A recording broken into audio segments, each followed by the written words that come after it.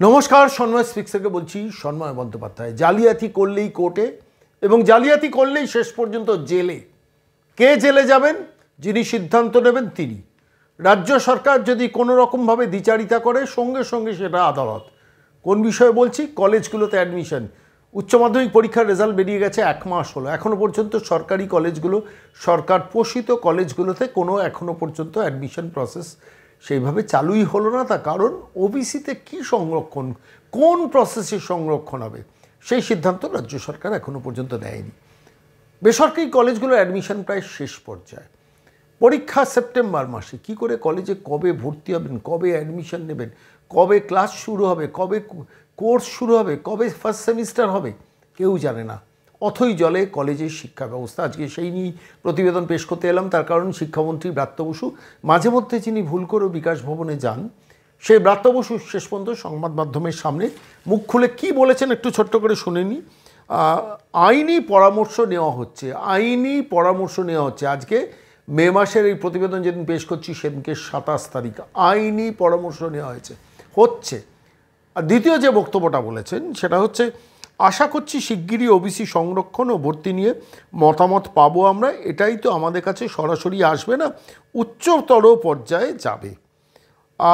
তারপরে বলেছেন ভর্তি হবে, খুব সমস্যাও হবে না, বেশি দিন আর লাগবে না, কিন্তু কবে সেটা যদিও রবিবার কিন্তু স্পষ্ট করেননি ব্রাত্য বসু। আমি আজকের এই প্রতিবেদনে এই বিষয়টা নিয়ে এলাম তার কারণ বহু আপনাদের ঘরের ছেলেমেয়েরা, আমাদের ঘরের ছেলেমেয়েরা যারা উচ্চ মাধ্যমিক পাশ করে বসে আছে, তারা কলেজগুলোতে অ্যাডমিশনের সেন্ট্রাল পোর্টালটা খুলছে না বলে সেখানে শেষ পর্যন্ত অ্যাডমিশনটা নিতে পারছেন না।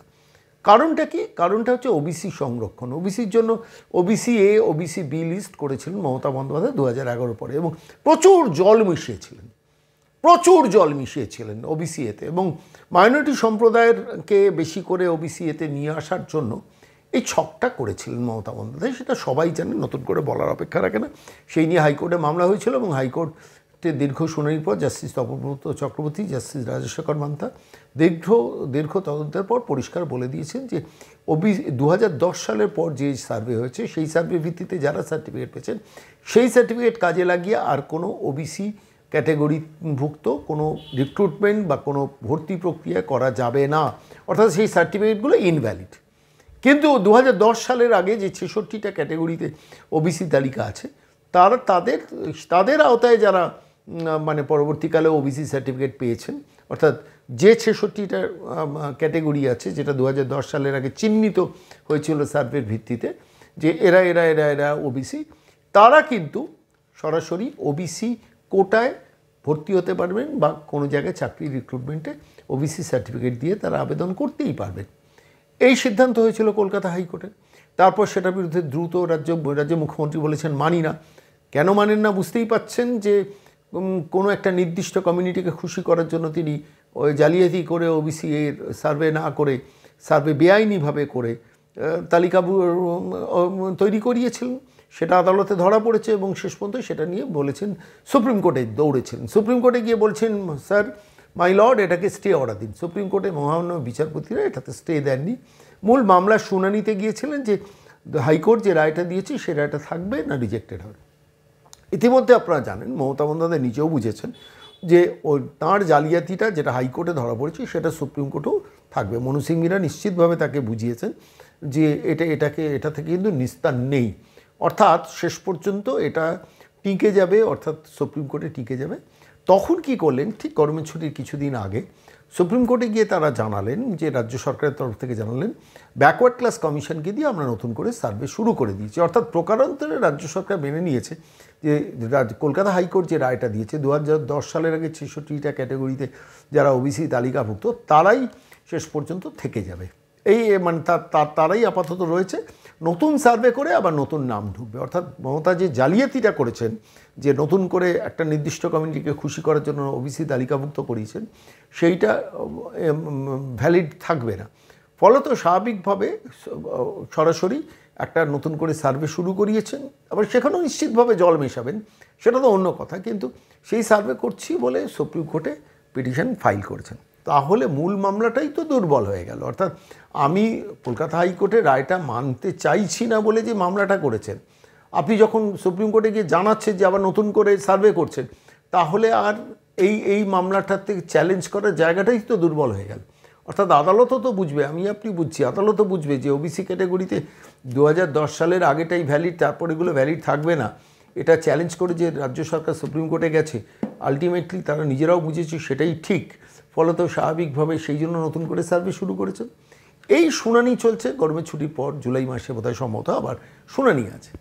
এইবার দেখুন, চিন্তা করে দেখুন, রাজ্য সরকার ওবিসি ব্যাপারে বারবার আমরা বলছি, বারবার বিভিন্ন প্রতিবেদনে বলেছি যে কলকাতা হাইকোর্টে এই রায়ের বিরুদ্ধে সুপ্রিম কোর্ট কিন্তু স্থগিতাদেশ দেয়নি।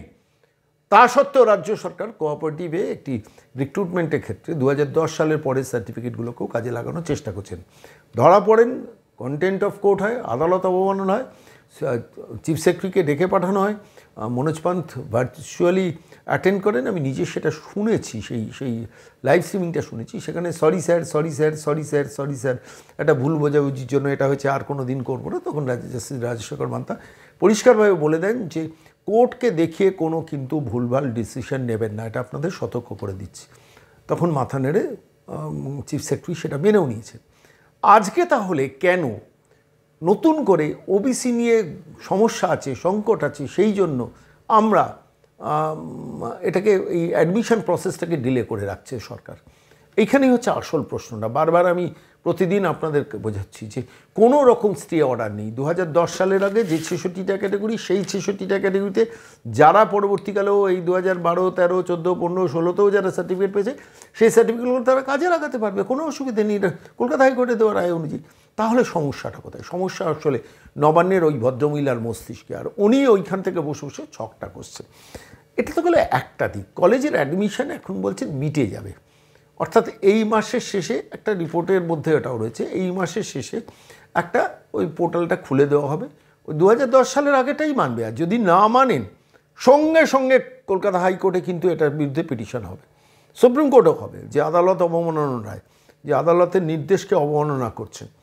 পরিস্থিতি কোন দিকে যাবে ভেবে রাখবেন। কলেজের প্রিন্সিপালরা আপনারা যদি কোনো কারণে মৌখিক নির্দেশে যদি কলকাতা হাইকোর্টের রায়টা 2010 সাল পর্যন্ত 66টা ওবিসি ক্যাটাগরি আছে সেইটা না মেনে 2010-এর পরের সার্টিফিকেটগুলোকে কাজে লাগানোর কোনো অছিলা করেন, তাহলে কিন্তু সমস্যায় পড়বেন। আপনারা জানেন সাম্প্রতিককালে জয়েন্ট এন্ট্রান্স এক্সামেরও, জয়েন্ট এন্ট্রান্সও বোর্ডের মাথায় যারা বসিয়ে রেখেছেন, আপনারা জানেন সবাই, মানে সেখানে তো তৃণমূলের নিজেদের লোকেদের বসিয়ে রেখে দিয়েছেন, সেখানেও এইভাবে আটকে ছিলেন। কিন্তু সেটা কলকাতা হাইকোর্টে মামলা হয়, সঙ্গে সঙ্গে কলকাতা হাইকোর্ট থেকে বলে দেয় এক্ষুনি 2010 সালের অনুযায়ী ক্যাটাগরিতে 66টা লিস্টকে মাথায় রেখে ওবিসি সংরক্ষণ করে অ্যাডমিশন প্রক্রিয়া, মানে অ্যাডমিশন প্রক্রিয়াগুলো চালু করে দিন, ফেলে রাখবেন না। ফলে জয়েন্ট এন্ট্রান্স বোর্ডের ক্ষেত্রে যে রায়, সেটা তো কলেজের ক্ষেত্রেও তাই রায়। আমি গতকাল আপনাদের কাছে প্রতিবেদন পেশ করে বলেছিলাম যে মাধ্যমিকের শিক্ষকদেরও 11-12-এর ক্ষেত্রেও এই সংকটটা তৈরি করেছেন। সেটা তো স্কুলে হেডমাস্টারমশাইদের আমি তথ্য দিয়ে বুঝিয়ে দিয়েছিলাম যে এইটা করলে ঠিক আছে, এটা না করলে ঠিক আছে। আইন মানে আদালতের রায়টা পড়েই আমি আপনাদের কাছে বলছি। আজকের দিনে দাঁড়িয়ে, এই মুহূর্তে দাঁড়িয়ে আবারও বলছি পরিষ্কারভাবে, ওবিসি নিয়ে কোনো জটিলতা নেই, ওবিসি নিয়ে কোনো স্টে অর্ডার নেই। কলকাতা হাইকোর্টে যে রায়টা দিয়েছিলেন 2010 সালের আগে 66টা ক্যাটাগরি সেই অনুযায়ী সংরক্ষণ করতে হবে, আর সেটা যদি রাজ্য সরকার মৌখিকভাবে নির্দেশ দিয়ে কোনো কলেজকে দিয়ে অ্যাডমিশন করায়, জেনে রাখবেন কলেজের প্রিন্সিপাল কিন্তু ফেঁসে যাবেন, এবং এডুকেশন ডিপার্টমেন্টও ফাঁসবেন, আর কলেজের প্রিন্সিপালও ফাঁসবেন। আপনারা যারা অভিভাবক আমাদের এই প্রতিবেদন শুনছেন, বা আপনাদের পরিচিত কারুর ছেলেমেয়েরা যদি ভর্তি না হতে পারে, মনে রাখবেন যে রাজ্য সরকার এটা একটা জালিয়াতি করার চেষ্টা করছে, ছক করছে। আসলে পেছনে আরও একটা অন্য কাহিনী আছে। আমি একদম মানে খুব সিরিয়াস লেভেলে এইসব নিয়ে চর্চা করেন এমন একজন মানুষের সঙ্গে গতকাল কথা বলছিলাম। বলেন যে শর্মাবু, এর পেছনে একটা বড় অঙ্ক আছে। অঙ্কটা কী বলুন তো? বলুন, দেখুন প্রাইভেট কলেজগুলো সব অ্যাডমিশন হয়ে ভর্তি হয়ে গেছে, এবার সরকারি কলেজে আমি অ্যাডমিশন পাচ্ছি না, পোর্টাল খোলেনি, অ্যাডমিশন প্রসেস ডিলেড হচ্ছে বলে বহু বাবা মা ছেলে মেয়েদের প্রাইভেট কলেজগুলোতে পাঠিয়ে দেবে। আলটিমেটলি কী হবে? তাদের অনেক বেশি টাকা ফিস দিয়ে প্রাইভেট কলেজে পড়তে হবে। সরকারি কলেজে এক একটা ক্যাটেগরি, এক একটা ডিসিপ্লিনে অ্যাডমিশনের সংখ্যাটা কমে যাবে। অর্থাৎ অঙ্কটা হচ্ছে, তাহলে সরকারি কলেজগুলো, সরকার পোষিত কলেজগুলোর উপর যদি প্রেশার কমে যায়, তাহলে কার সুবিধে? সরকারের সুবিধে। কেন? সেখানে অধিকাংশ ক্ষেত্রে অধ্যাপক রিক্রুটমেন্ট নেই, স্টেট এডেড টিচার দিয়ে চালানো হয়, সেই স্টেট এডেড টিচারের সংখ্যাও কম, এবং যেখানে অধ্যাপক রিক্রুটমেন্টও প্রায় বন্ধের মুখে, ফলত স্বাভাবিকভাবে সরকারের পয়সা বাঁচবে, প্রাইভেট কলেজগুলো ভর্তি হয়ে গেল, সরকারের পয়সা বাঁচানো কি অসামান্য ছক। আজকে ব্রাত্য বসু বলছেন অচিরেই মিটে যাবে, ও আইনজ্ঞদের সঙ্গে কথা হচ্ছে, সেটা আমার কাছে আসবে না, সেটা তো রাজ্যের মানে সর্বোচ্চ স্তরে যাবে, রাজ্যের মুখ্যমন্ত্রীর কাছে যাবে। কিছুই না, অঙ্কটা পরিষ্কার। আমরা মানতে চাইছি না কলকাতা হাইকোর্টের রায়, এটা একটা দিক, একটা নির্দিষ্ট কমিউনিটিকে খুশি করার জন্য। আর দ্বিতীয় যেটা, সেটাই হচ্ছে আসল, যেটা আমি পরবর্তীকালে বললাম, যে প্রাইভেট কলেজগুলো কোটা কমপ্লিট হয়ে যাক, এবার সরকারি কলেজে লেফট ওভার ছাত্রছাত্রীরা এসে ভর্তি হোক। কি সাংঘাতিক মানে শয়তানির মস্তিষ্ক বলুন তো। আমি বলছি মানে ব্রাত্য বসু নির্লজ্জের মতো বলছেন, যিনি মাঝে মধ্যে বিকাশ ভবনে যান। তিনি বলছেন আইনি পরামর্শ নেওয়া হচ্ছে, শিগগিরই জট খুলে যাবে তিনি আশা করছেন, এবং আশা করছি শিগগিরই ওবিসি সংরক্ষণ ও ভর্তি নিয়ে মতামত পাবো আমরা। এটা তো আমাদের কাছে সরাসরি আসবে না, উচ্চতর পর্যায়ে যাবে, এবং ভর্তি হবেই, খুব সমস্যাও হবে না। ভর্তি হবেই, সমস্যা হবে না, সেটা তো সবাই জানে, এত বছর ধরে ভর্তি হয়ে গেছে। সমস্যাটা তো আসলে ওই নবান্নের 14 তলার মহিলার মস্তিষ্কে এবং ব্রাত্য বসুদের মস্তিষ্কে। আপনারা যারা শিক্ষিত সচেতন মানুষ একটু ভেবে দেখুন তো, কলেজগুলো ছেলেমেয়ের জীবন নিয়ে ওই খেলা, কিচ্ছু করতে পারবেন না, সুপ্রিম কোর্টে কোনো স্টে অর্ডার নেই। আপাতত কলকাতা হাইকোর্টের রায়টা মেনেই অ্যাডমিশন প্রক্রিয়া করতে হবে। নির্দিষ্ট কমিউনিটিকে খুশি করার জন্য রিক্রুটমেন্ট প্রসেস করতে গিয়ে, কোঅপারেটিভ রিক্রুটমেন্ট করতে গিয়ে হাত পুড়িয়েছেন। Sorry sir, sorry sir, sorry sir, sorry sir 4-5বার করে বলতে হয়েছে চিফ সেক্রেটারি মনোজ পান্তকে। এবার এটাতে করে দেখুন, যে মুহূর্তে করবেন পরের দিনই কিন্তু কলকাতা হাইকোর্টে মামলা হবে, নিস্তার পাবেন না। আমি বলছি কলকাতা হাইকোর্টের রায়কে আপনাদের মানতে হবে। না মানার একটা ছক চলছে, কিন্তু তার থেকেও বৃহত্তর ছক, যে ছকটা হচ্ছে প্রাইভেট কলেজগুলোতে অ্যাডমিশন প্রক্রিয়াটাকে পুরো ফুলফিল করে দিয়ে, কারণ প্রাইভেট কলেজের মালিক টালিকদের কাছ থেকে তো প্রচুর ইনাম জোটে, নির্বাচনের বছর আরও ইনাম সেখানে দরকার। আর সরকারি কলেজে যদি ছাত্রছাত্রী ভর্তি কম হয়, তাহলে আমাকে অধ্যাপক রিক্রুটমেন্ট এমনিতেই কম আছে, আরও কমে গেলেও কোনো অসুবিধা হবে না। আমি আজকের এই প্রতিবেদন শেষ করব এই কথাটা বলে, কলেজের প্রিন্সিপালরা সতর্ক থাকুন, অভিভাবকরা কলেজের ওপর প্রেশার ক্রিয়েট করুন। কারণ এই মাঝে মধ্যে বিকাশ ভবনে যাওয়া শিক্ষামন্ত্রী ব্রাত্য বসু, উনি জেনে শুনে এই মমতা বন্দ্যোপাধ্যায়ের মানে এই সংক্রান্ত মানে যে নোংরামিটা, আমি বলবো নোংরামিটা, যে শিক্ষাক্ষেত্র নিয়েও নোংরামিটাতে তিনি তার মানে মমতা বন্দ্যোপাধ্যায় শিখিয়ে দিয়েছেন যে ব্রাত্য আরও কিছুদিন আটকে রাখো অ্যাডমিশনটা, তাহলে প্রাইভেট কলেজগুলো ভর্তি হয়ে যাক, শেষকালে আমরা খুলবো 2010 সালের ওই প্রক্রিয়াটা কলকাতা হাইকোর্টের রায়টা মেনে নিয়ে। তখন যে কটা ছেলে মেয়ে আসবে সরকারি পোষিত স্কুল কলেজগুলোতে, তারা কলেজগুলোতে পড়বে ওবিসি সংরক্ষণ মেনে নিয়ে।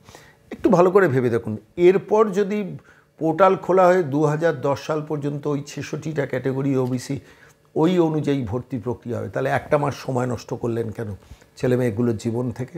এই প্রশ্নটা সরাসরি সংবাদ মাধ্যম, সাংবাদিকরা ব্রাত্য বসুকে করুন, সামনে পেলে করুন। আমি সামনে পেলে বলতাম যে সেই যখন করলেন তখন এতদিন নষ্ট করলেন কেন প্রাইভেট কলেজগুলোতে ভিড় বাড়ানোর জন্য? প্রশ্নটা থাকলেও আপনারা ভেবে দেখবেন।